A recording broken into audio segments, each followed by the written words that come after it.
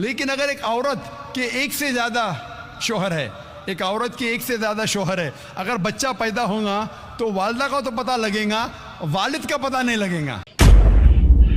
इसीलिए इस्लाम में एक बीवी के एक से ज़्यादा शौहर होने की इजाज़त नहीं।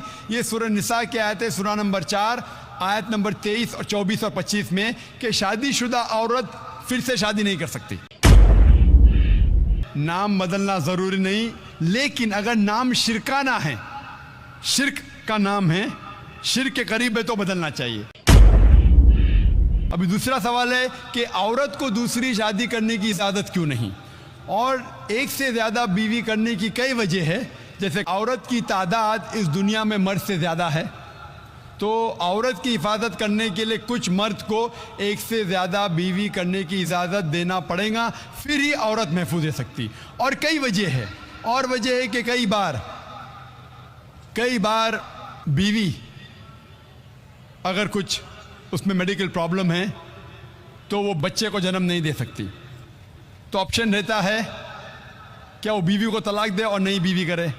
लेकिन इस्लाम में उस बीवी को भी देखे और नई बीवी कर सकते हैं, और दोनों बीवी की देखभाल कर सकता है वो इस्लाम में मर्द। इसी तरीके से अगर कोई औरत एक्सीडेंट हो सकता है और अपने शौहर को सेटिस्फाई नहीं कर सकती, तो दो चीज़ें हो सकती, वो बीवी को तलाक दे और नई बीवी करे, या पहली बीवी जिसका एक्सीडेंट हो चुका है, जो अपाहिज हो चुकी है, उसको रखे और दूसरी बीवी करे। अगर मेरी बहन अपाहिज हो जाती है तो मैं पसंद करूंगा कि उसका शौहर उसे रखे और दूसरी शादी करे बनिस्बत उसको तलाक दे। तो कई वजह है इस्लाम में कि एक से ज़्यादा बीवी रखने की इजाज़त इस्लाम में क्यों है, उल्टा क्यों नहीं इजाज़त है, औरत क्यों नहीं एक से ज़्यादा मर्द रख सकती। सबसे पहला, अगर एक मर्द की एक से ज़्यादा बीवी है और जब बच्चा पैदा होता है तो फ़ौरन हमें पता लगता है कि उसका वालिद कौन है, उसकी वालिदा कौन है। लेकिन अगर एक औरत के एक से ज़्यादा शौहर है, एक औरत के एक से ज़्यादा शौहर है, अगर बच्चा पैदा होगा तो वालिदा का तो पता लगेगा, वालिद का पता नहीं लगेगा। और आप जब स्कूल में जाएंगे और स्कूल में प्रिंसिपल पूछेगा वालिद का नाम क्या है, कि आपको दो नाम देने पड़ेंगे। इसीलिए इस्लाम में एक बीवी के एक से ज़्यादा शौहर होने की इजाज़त नहीं। ये सूरह निसा की आयत है, सूरह नंबर 4 आयत नंबर 23 और 24 और 25 में कि शादीशुदा औरत फिर से शादी नहीं कर सकती। और कई वजह है। हम जानते हैं कि साइंस और टेक्नोलॉजी बढ़ने के बाद आज डीएनए टेस्टिंग के हिसाब से हमें पता चल सकता है कौन वालिद है कौन वालिदा है, लेकिन ये तो अभी रिसेंट डिस्कवरी है, इतने साल पहले तो पता नहीं था। और ये एक सिर्फ वजह नहीं है, ये भी 100% डेफिनेट नहीं है, बट मान भी लो 100% डेफिनेट है, ये एक वजह नहीं और कई वजह है। आज साइंस ये कहती है कि man is more sexual as compare to a women, a man is more sexual biologically as compare to a women.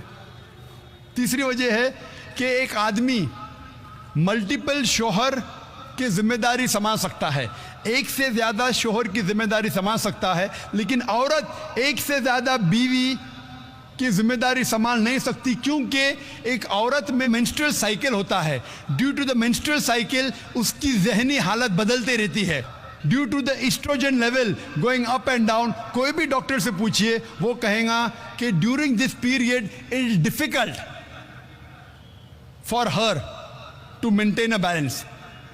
और मान लो कि जो वजह मैंने कहा कि आदमी एक से ज़्यादा बीवी कर सकता है, अगर औरत पे लागू होता है, औरत अगर बांझ है, बच्चा पैदा नहीं कर सकती, फिर भी शौहर उसकी देखभाल कर सकता है और एक बीवी कर सकता है।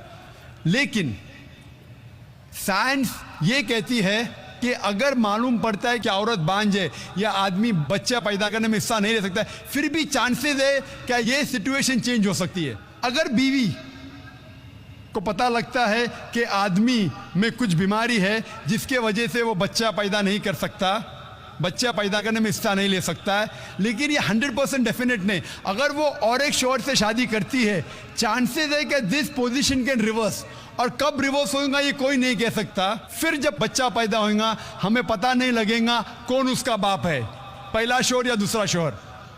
उसके बावजूद अगर शोहर अपाहिज हो जाता है और बीवी चाहती है कि मैं दूसरा शोहर करूं, वो बेशक शोहर से खुला ले सकती है, और जब खुला लेती है वो नई शादी कर सकती है।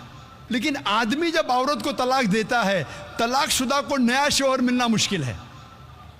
तलाकशुदा औरत जो बीमार है उसको नया शोहर मिलना मुश्किल है, लेकिन आदमी जब बीवी खुला लेंगी और नया शोहर करेंगी उसको भी सपोर्ट मिलेगा और वो आदमी को भी सपोर्ट मिल सकता है। इसीलिए इस्लाम में, कुरान में लिखा है कि बीवी एक से ज़्यादा शोहर नहीं रख सकती, लेकिन आदमी एक से ज़्यादा बीवी रख सकता है।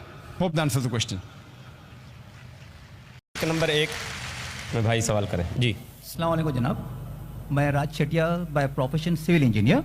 सब क्या है, ज़रूरी है कि एक गैर मुसलमान अगर कोई मुसलमान बनना चाहे उसे अपना नाम बदलना हो, या फिर जैसे कि खतना की ज़रूरत वो करना है, या फिर खुदा की इबादत में अगर मेरे घर वाले रिश्तेदार दोस्तों से छिप कर करता हूँ, इस हालात में भी क्या मैं अपने आप को मुसलमान कह सकता हूँ क्या नहीं? भाई का सवाल है क्या अगर एक गैर मुसलमान इस्लाम कबूल करना चाहता है तो उसका नाम बदलना ज़रूरी है? नाम बदलना ज़रूरी नहीं, लेकिन अगर नाम शिरकाना है, शिरक का नाम है, शिरक के करीब है तो बदलना चाहिए, वरना बदलने की ज़रूरत नहीं, बदलना फ़र्ज़ नहीं है। कई साहबा जो पहले गैर मुस्लिम थे, इस्लाम कबूल के, नाम वही था। अगर नाम में शिरक की बू आती है तो बदलना चाहिए। उसी तरीके से आपने पूछा खतना करना ज़रूरी है, खतना करना फ़र्ज़ नहीं लेकिन बेहतर है, सुन्नत मौक़िदा है, अगर करे तो बेहतर है लेकिन फ़र्ज़ नहीं है। और आपका ये कहना है कि घर वालों को बताना ज़रूरी है, क्या नहीं? घर वालों को बताना ज़रूरी नहीं। अगर आप समझते हैं कि जान का ख़तरा है तो आप किसी को नहीं बताएंगे, आप और अल्लाह के दरमियान है, आप और अल्लाह जानते हैं, ये काफ़ी है, किसी को बताने की ज़रूरत नहीं। लेकिन अगर आपको डर है कि आपकी जान को ख़तरा है, किसी को नहीं बताएंगे, फिर भी आप मुसलमान रह सकते। लेकिन अगर बताने से जान का ख़तरा नहीं तो बताना बेहतर है, तो क्या आप इस्लाम को और खुले तौर पे फॉलो कर सकते हैं। लेकिन छुपके भी फॉलो करना है तो भी इसकी इजाज़त है। क्या आप इस्लाम कबूल करना चाहते हैं? That's why I asked the question with you. I'll think over then. इंशाल्लाह तहकीक करो, अमन के मज़हब की पढ़ाई करो। जब आपको यकीन हो जाएगा कि अल्लाह है, कि अल्लाह के अलावा कोई माबूद नहीं और मोहम्मद सल्लल्लाहु अलैहि वसल्लम पैगंबर है, तो इंशाल्लाह बिना किसी को बताए भी आप इस्लाम कबूल कर सकते हैं।